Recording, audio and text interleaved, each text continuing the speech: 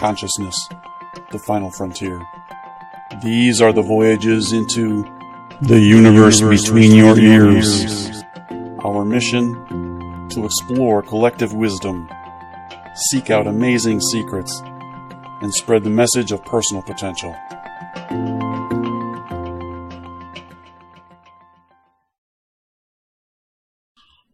All right, hello everybody. Welcome to another edition of The Universe Between Your Ears. I'm Tim C. Starr, joined by my ever-present co-host, Mr. Gabi Musheyev. Thank you, Captain. Thank you. Great to be here again. And we have a fun guest today, young man that I met a few months ago. We both were working on an event for someone else, and I was impressed by his passion and his desire to help other people, and so I said, you make him come on the show here. It's taken a little while, but finally we got him live and in person.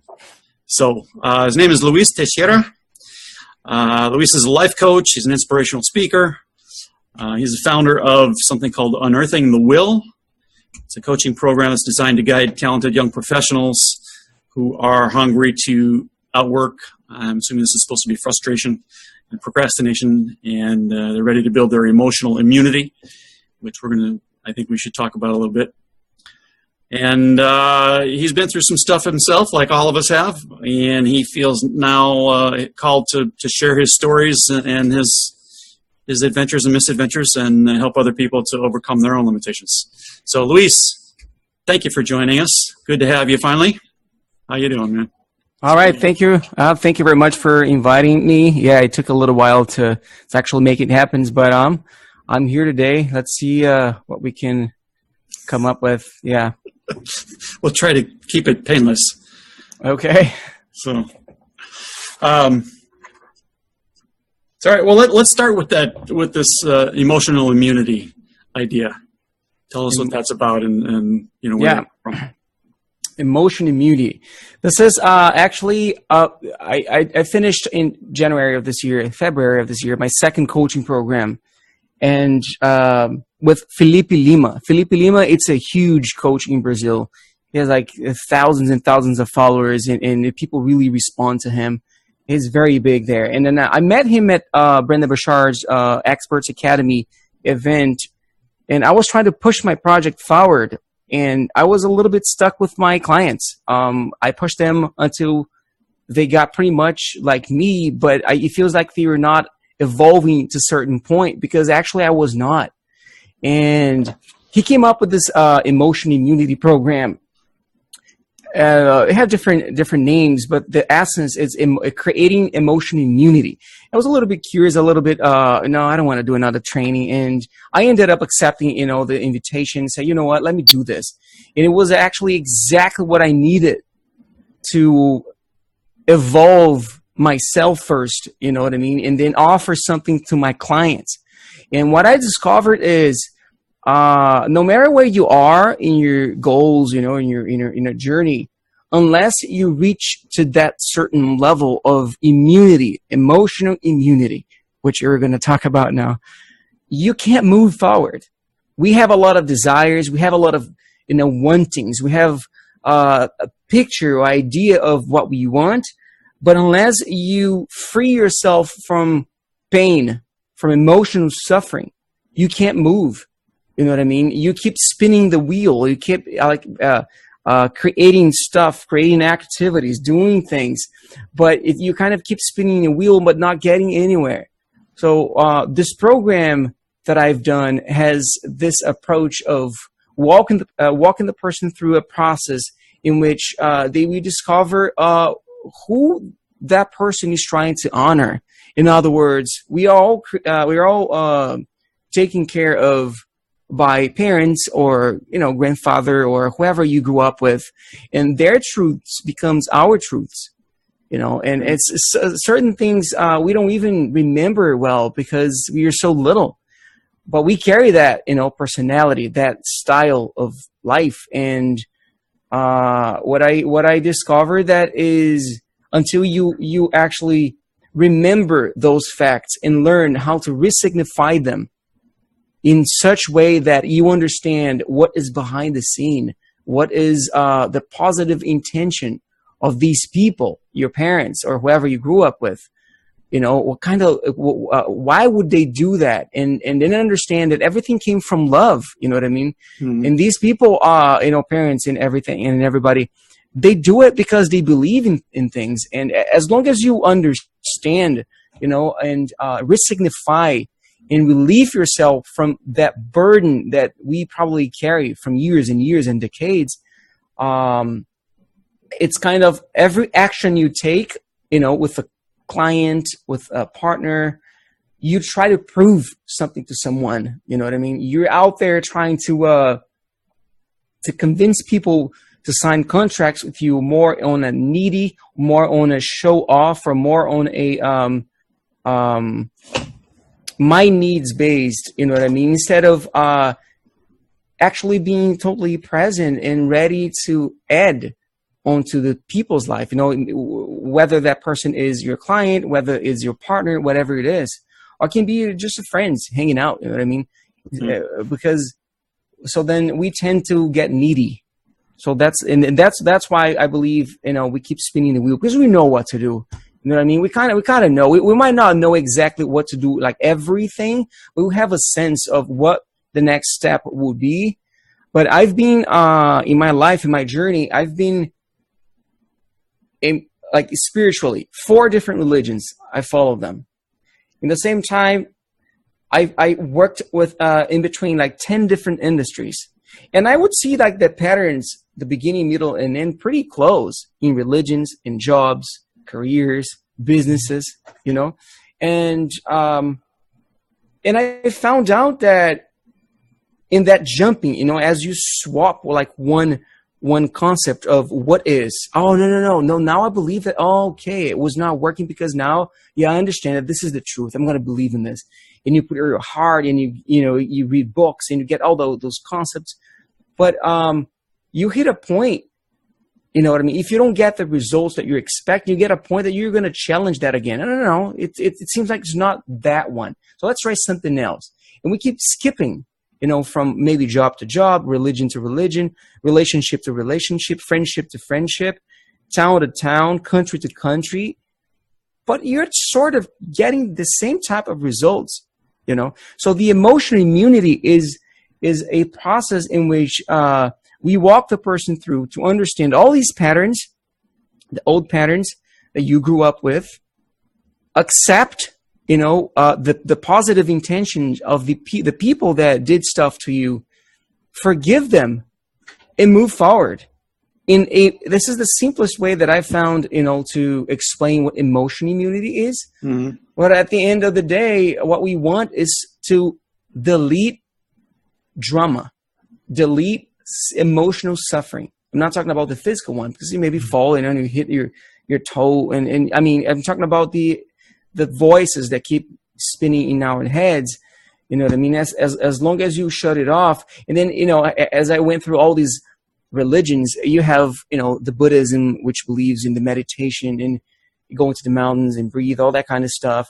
And if you go to different religions, they believe in prayers. In every community, every religion or philosophy has your own patterns, but unless you learn how to drop the negativity, drop the talk, the self-talk, free yourself from all drama, and actually apply this on a let's put this way, money-making machine. Let's put this way, money-making machine. And that can be a job, or that can be a business that will intermediate like you and people to serve them, and it automatically generate resources to you.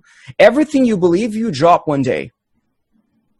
That's the point. I've seen, Catholics who are very extremely successful. I've seen in Brazil, the second religion that I follow, it's called Spiritism, but that has like some connotation that I don't think it's the right way to describe it. I don't know if you remember the movie The Sixth Sense.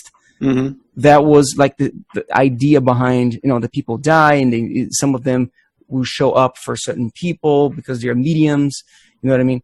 And these kind of people believe in all this way of life. And then you go to somewhere else, people are going to believe in different ones. But the thing is, unless you believe, you create a belief system that takes out all the negativity, and you can actually apply, now that you're a free person, into something that can help you, not help, but to actually make it. And you transform this energy into a business or job in which you're going to be contributing to community and also sustaining and supporting yourself. Everything you believe is going to die. So that's when I think that personal development, it's bullshit until you actually apply on your life and get results. You know what I mean? I've been reading like self-help books, and all this religion and stuff for so long, you know, and I was getting all the way like happy and boosted and ready to go, and suddenly, boom, up, down, up, down, up, down. But that's what I believe. Until you actually get to that point and apply in something that can get you return financially, you're going to be spinning the wheel and changing that, you know, over and over and over again.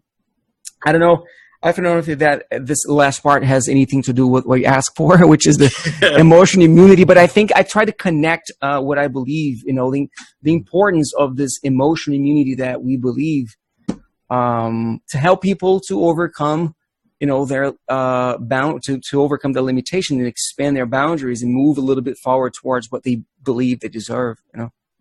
Okay. Time out. Okay, so let me ask you about what you're about, because I kind of was keeping up with you on what you were saying. A couple of things popped into my head. If I had to come up with a definition on my own of emotional immunity, what I would say is it's basically sort of, you know, it's what we talk about sometimes in terms of becoming the observer. You detach from the emotional attachment to whatever's going on, and you stop making it about you, and just understand that it just is something happening. It's probably an opportunity for you to learn a lesson about something. It's really, ultimately, it's only good or bad depending on whether we decide that it is. Mm-hmm. Right? Is that close to what you're getting at? I believe that is one of the ways that you can reach that immunity, let's put it this way, or that absence of drama, you know, as you step out of it. The process is a little bit different, but you might get to, you know, to certain moments where you might get exactly the same. And the difficulty is, how can you make it last longer? Because, you know, like if you go to the mountains and meditate, you'll be fine. I spent 10 days at the mountains, and the first, the second, the third days, I wanted to quit. And then at the end of the day, there was a lecture that explained what happened. And you say, oh, yeah, okay, that makes sense. One more day. So after the third, the fourth, you're good to go. So I would live happy, joyful, and grateful my entire life at the mountains. But the thing that we as human beings, we have wantings, we have dreams. I think there's a call, you know, in our hearts. And then it's for certain people, if you have the call to become a monk, you know, that would be nice. But the thing is, every time you step down, you know, on earth again and go to work, go to school, you know, go, you know, hit your targets, go talk to people, you come back to life, then we tend to get back to the same patterns, you know. And this thing that you said about, you know, stepping out as a third person and looking at it is a great technique, you know, to help you to step out of the drama that which is exactly what is creating the pain, you know. The emotional immunity that we talk about, that we use, that I was trained for, and you know, I shaped that into my own trainings, is something that as you learn, you know, as you recognize certain stuff that really happens to you and, you know, resignify them. I have people I have like certain, it's funny how things are. Like my first customers were all lawyers and they're rough, you know, like they like doctors, they're gods, you know what I mean? Yeah. I know I own the world. I know the truth, or, you know, I'm all the way up there. And I see people, you know, like defending themselves. No, yeah, you know, I know what I want. I'm certain about this and that. And then you start talking about these things and you see them crying like a baby. And I say, that's the person I wanted to see coming out of it. And it's nice to see because, and actually I have 2 clients in Brazil that is planning, you know, studying and doing everything to become a judge of law, which at a minimum in Brazil is very, very difficult. I believe here is also difficult because you don't have a bunch, you know, I don't have a lot of roles for them, you know, but the pay is very good. Some people, everybody wants to get there, you know what I mean?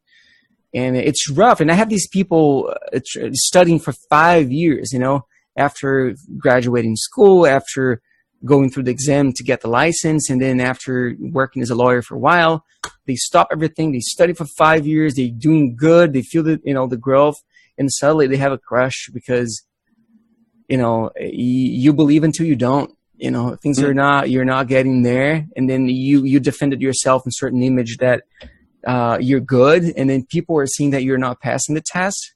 So, you know, I got these 2 people that they're in the same sort of position, depressed, down, smart, extremely smart people. And I could, you know, do the work with them. And maybe 80% of the sessions, 60 to 70% of the sessions, they would have that breakdown as we talked about, you know, things that happen to them. And every time that we would get to that point would come a relief, and then more clarity, you know, more certainty about their path. Do they really want this, you know, become a judge of law, or this is something that their parents want them to be? Right. You know what I mean? Oh, you guys, you know what you're talking about? Like this guy who wanted to go back into the Matrix. He said, "Who cares? I want my steak, this juicy steak." Remember that guy? He's like, "I don't want to know." Now they crashed, and now they have to face this reality, right?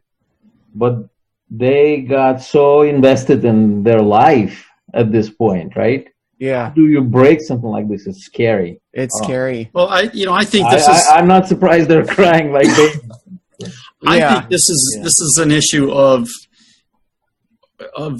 these people are dedicating their lives and working their asses off for, 1, a dream that's not theirs, 2, something that's really not contributing in any meaningful way to the world.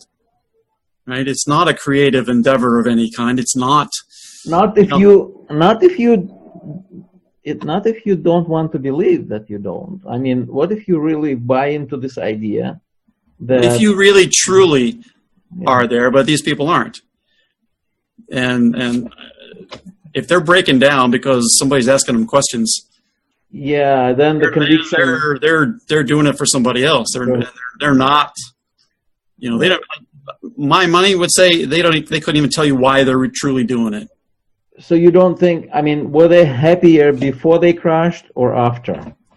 No, it's at first they're holding something. You feel like they're holding a posture. Yeah. You know what I mean? There is an image of a successful person.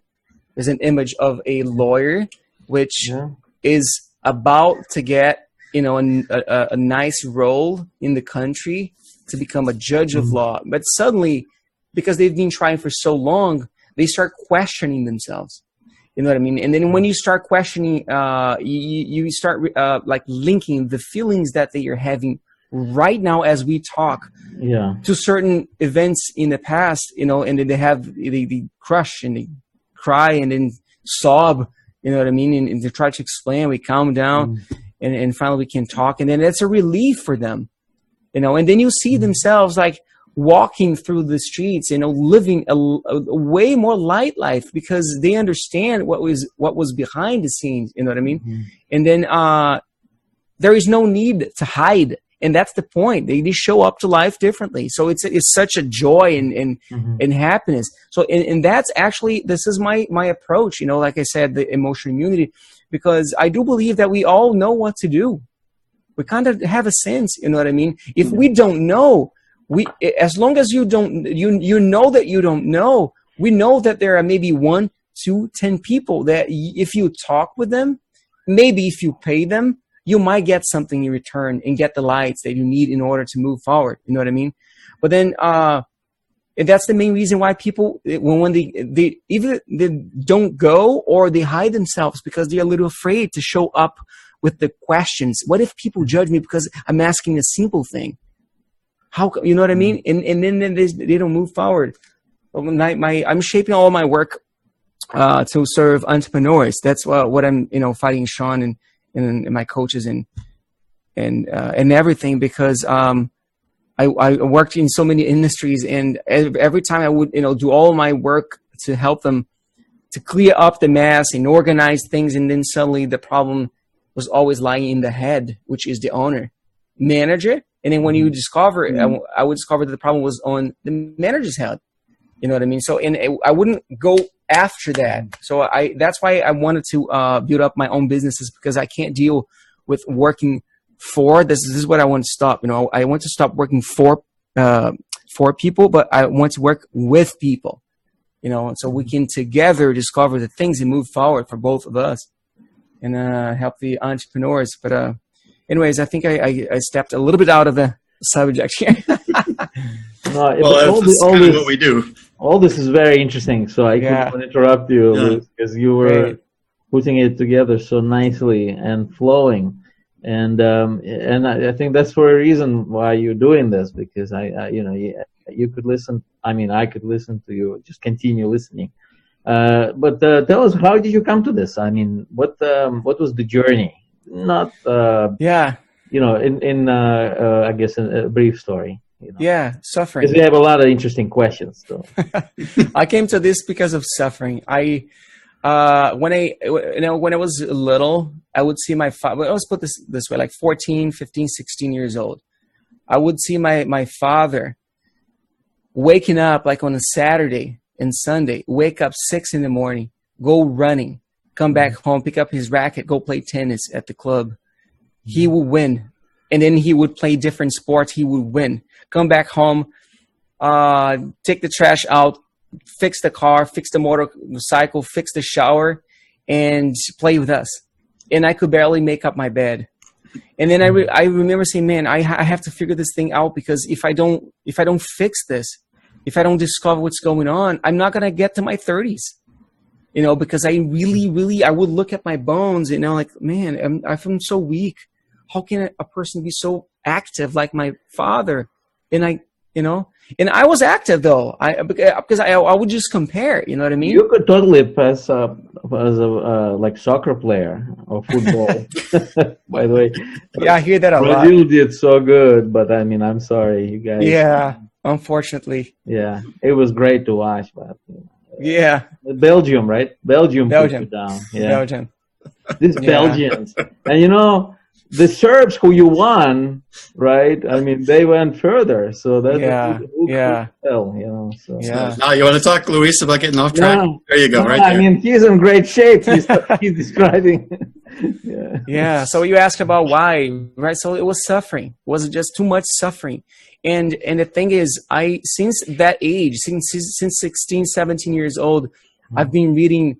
First it was just self-help books. I would eat up like 3, boom, boom, boom. And then I would get sick of that, drop it. And then come back again. Every 2 years, I would come back to the books and things. But it's good when you read it. It's a relief when you're reading it. But then you kind of get lost in your mind. You wake up the other day and I'm suffering again. So I kept moving forward, in all these religions and working so many industries, always with this mindset of, no, I have to find what it is that I love, because when I find it, I would dedicate my life for. And I kept moving and moving, you know what I mean?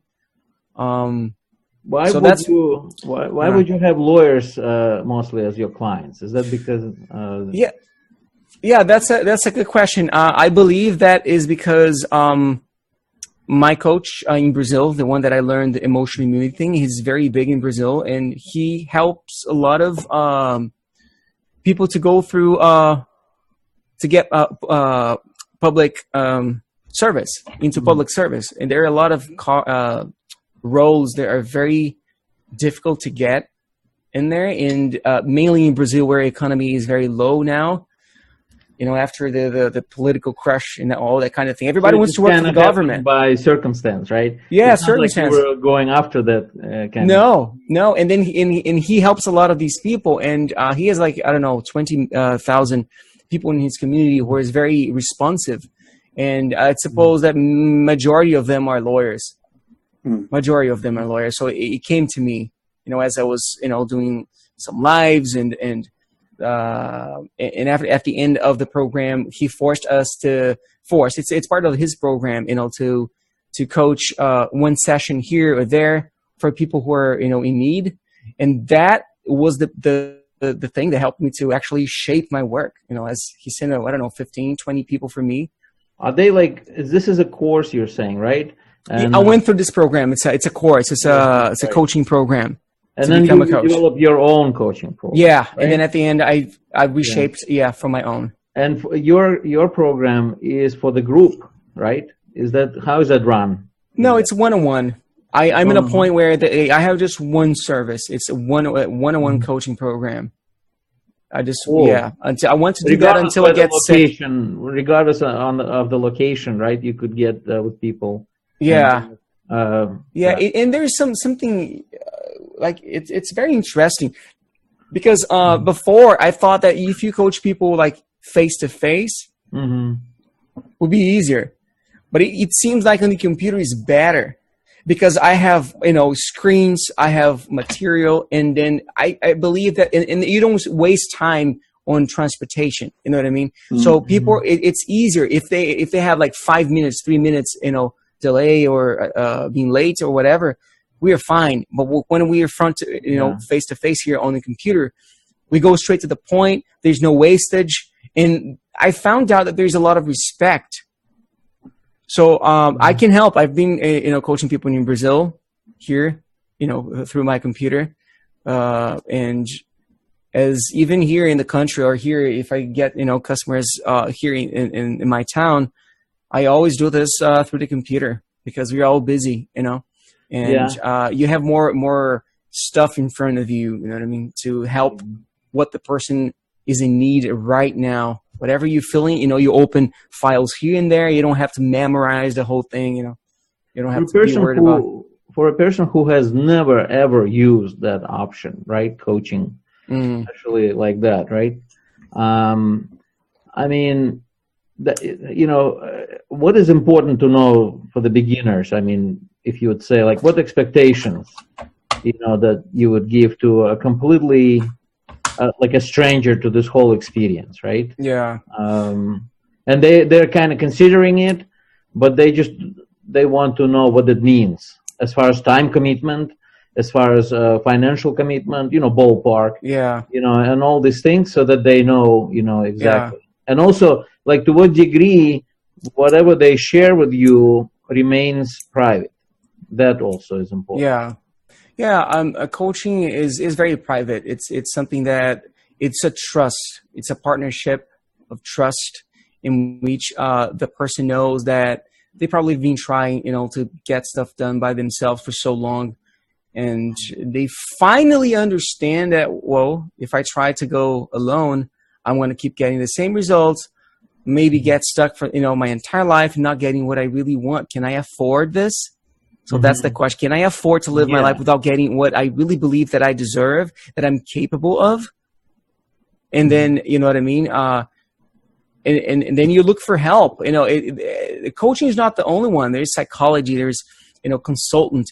I remember when I had my first business entrepreneur endeavor was a gym in Brazil, and I bought it. I convinced my father to convince my grandfather to get the money, buy this business, and the business was not doing well. And I was not seeing anything. I was trying to, create a bunch of things. I was not solving the problem until I met this person who knew a consultant that is specialized in marketing for gyms, for that kind of business. And it's a plug and play. I needed that. And suddenly I saw I broke even finally I broke even and I started making a little bit more money to profit and pay my debts. But at that time, I was like a broken heart. I was too young, 23. I sold the business and got out of it. But so you have to understand what you really need. And I believe that coach it's a very nice step independently where you are.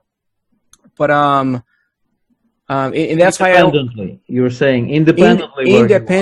Independently. You might need maybe a psychologist more than the coach. But I believe that the coach, the beauty of coaching is we always believe that the person is the master. I'm not the master. Let's suppose that you're my customer. So you are the master. You have everything you need to accomplish everything you have in your heart. And then what we do, is just to pepper the person with a lot of questions so they can get clarity of what they're after. You know what I mean? Put things on the paper.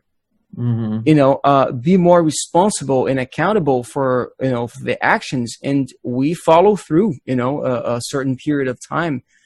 And the great thing about it is as you set a goal and move towards it, that's why we always need a goal, because if you're stuck, that is our raw material. This is what we as a coach love, right? Mm-hmm. We want to see that person stepping in stones and having the breakdowns or getting stuck. So that is actually the reason. That's a raw material to connect what's going on inside of the person instead of what is going on outside. You know what I mean? And we link those things, and then as we brainstorm, it's very good for the person to step out of their own heads, and come out to a reality circumstances. Are you helping with setting goals? Like, setting I do. Goals for. I so do. You're assessing where the person is, and that takes time, obviously, right?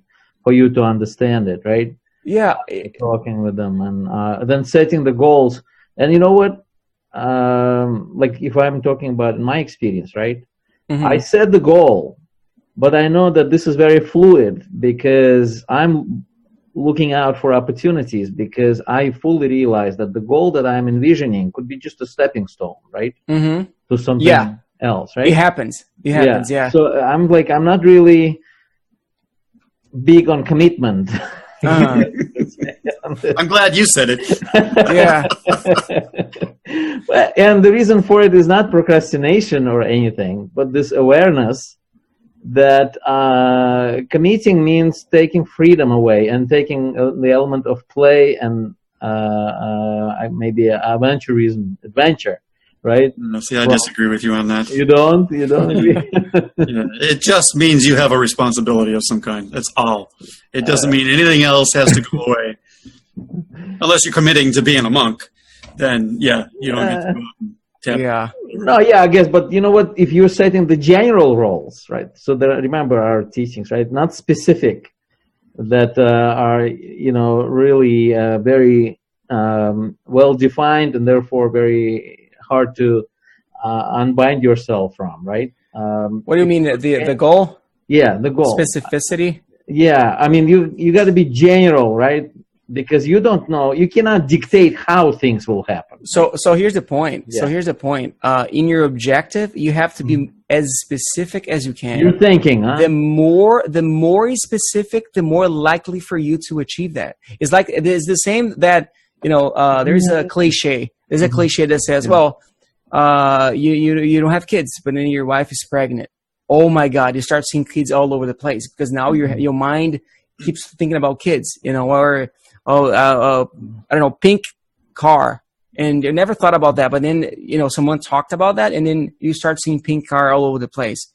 So the more specific, it's so difficult because the thing is, we try to justify why I want this, but the thing is this: it's a decision. That thing picks you more than you pick you pick it. As you have a bunch of options, and then a variety, you already have like many experience in life. Mainly, if you're a kid, I understand, and I've been there. I can't deny this. You know what I mean? But as you look around, everything that you've done, and then you say no for this, no, and you have one. Okay, this one looks interesting. what else? What else can come out of this, this realm? The more specific you are, it's more likely for you to meet people who does specifically, what you're looking for, have, a knowledge here and there, and know someone who might help you to connect with that person. You know what I mean? When you're general, your life becomes general. And I am guilty because for I would say that almost 20 years, I've been too general until I make my decision. Done. I walked all over the place already. I want one specific thing. And the thing is, when I came to that point, it was easy because I went through all this journey, all these different things. But there is a moment in which a decision is. It seems like if God is in front of you, and we keep blaming what it is that I really want. No, and He's looking at you, say, yeah, facing you up. What it is that you really want. He's sending you the question back, because because we believe that, oh no, but if I choose this specific things. Hi, this is Tim Starr. Thanks for joining me and Gabi on the universe between your ears. We really appreciate you taking the time to hang out with us for a little while.